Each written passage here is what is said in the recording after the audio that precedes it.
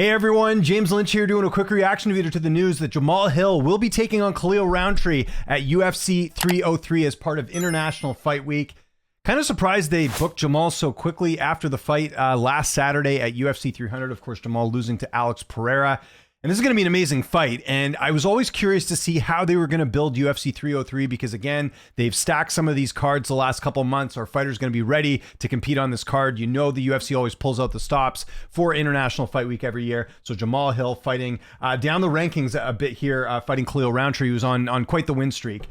So let's take a quick look at Khalil because in case people forgot, this guy's been on a quite the tear right now. You can see their 13-5 record, 34 years old, 6'1" with a 76.5-inch reach.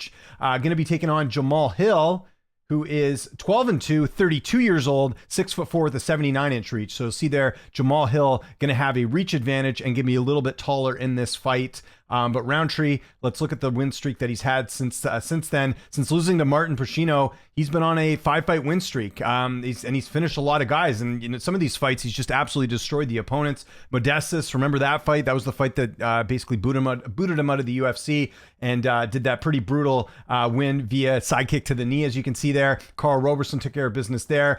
I don't think he beat Dustin Jacoby, but let's skip that one. Chris Daukaus finished him in the first round and then finished Anthony Smith. Anthony Smith's a really tough guy to finish in the weight class. I know Smith has had knockout losses in the middleweight division, but at light heavyweight, Smith had been proven to be pretty durable.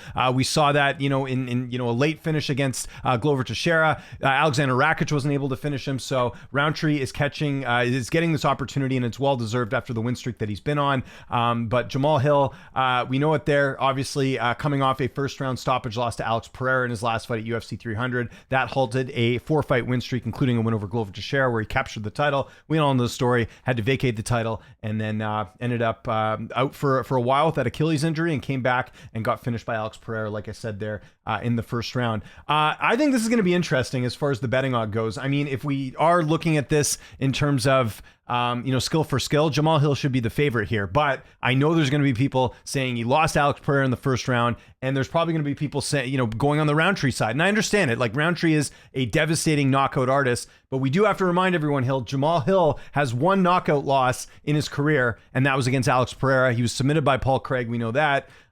So Hill, for the most part, has been pretty durable.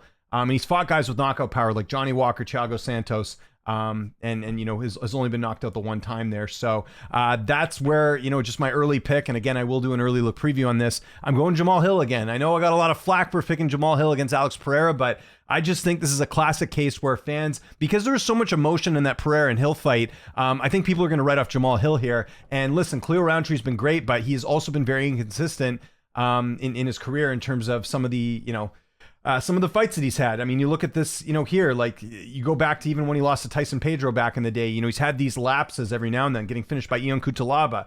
And one thing I'll just mention here quickly, and again, I think Khalil is absolutely game in this fight, and he could potentially knock out Jamahal Hill in this fight. He does win a lot of his fights that way. He's one of the best strikers. When Khalil is on, he is absolutely dangerous and absolutely exciting when it comes to stepping in the cage. So, again, Jamal's got to check every angle here because it's not going to be an easy fight.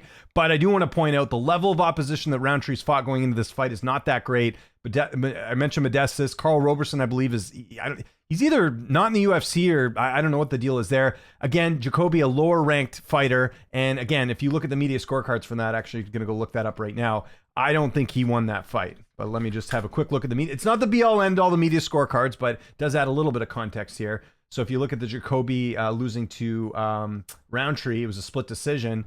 If you look at the scorecards, there are only 2 media members scoring it for Khalil Rountree, the rest scoring it for Jacoby. Overwhelming favorite was Jacoby in that fight. And then he beats Chris Daukaus, who's not in the UFC anymore. Anthony Smith, we'll see how he looks at 301, but there's an argument about a decline there as well. So we'll see. I think either way, this is a great fight to add to the card.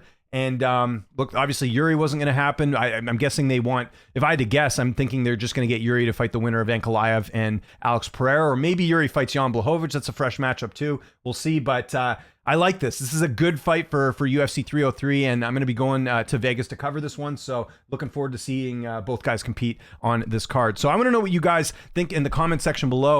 What's your early pick for this fight? Who do you think wins? Would love to get your prediction in the comments. Again, I will do a more in-depth preview when I get more time, but just wanted to do a quick video on the fight. Follow me on Twitter, TikTok, Instagram, @LynchOnSports. I'm James Lynch. Thanks so much for watching, and I'll see you next time.